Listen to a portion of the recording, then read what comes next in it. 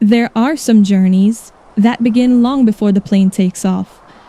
Some begin in hunger, some begin in fear, and some begin in love so deep that a man will risk everything just to give his family a chance at a better life. For Devon Brown, coming home to Jamaica was not just a trip. It was the end of 18 years of waiting, 18 years of sacrifice, 18 years of silence, uncertainty, fear, and 18 years of living with a decision that changed everything. Devon left Jamaica as a young man with one suitcase, one dream, and one desperate promise to his mother that he would return soon. But soon became years, and the years morphed into almost 2 decades. Now, at 42 years old, Devon sat on a plane with his American wife Emily and their children, staring down at the island he had not seen in eons. Wow, that is beautiful. For years, he had not been able to return because, after going to the United States to visit, Devon had overstayed his visa. He became undocumented, an illegal alien, as the law would put it. Not a violent man, not a criminal in the typical way, just a poor Jamaican son trying to outrun hardship and build something better for himself and his parents. But once he overstayed, every year became more dangerous, more uncertain than the last. He worked. He hid. He sacrificed. He sent money home.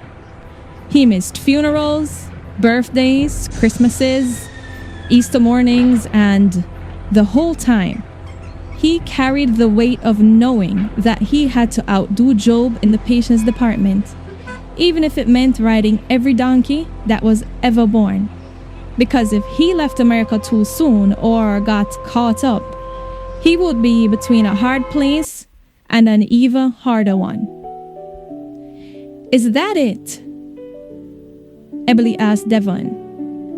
She had heard Devon's stories about Jamaica for years, but stories are one thing, and seeing the place that formed your husband's very soul is completely another.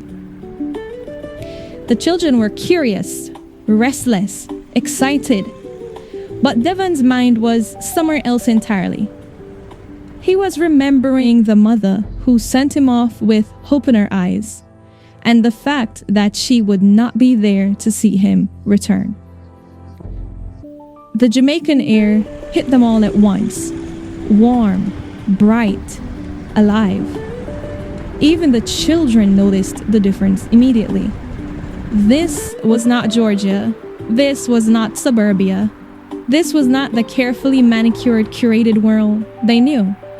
This was Jamaica, raw, beautiful, loud, uncensored, familiar to Devon, but brand new to the rest of his family.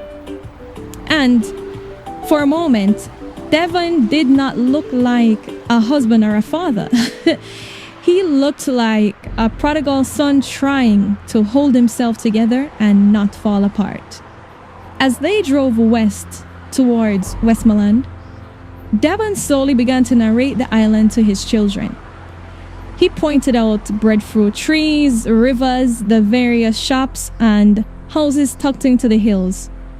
Each thing they passed was more than mere scenery to him. It was a part of his composition. His children had grown up with conveniences that he never knew.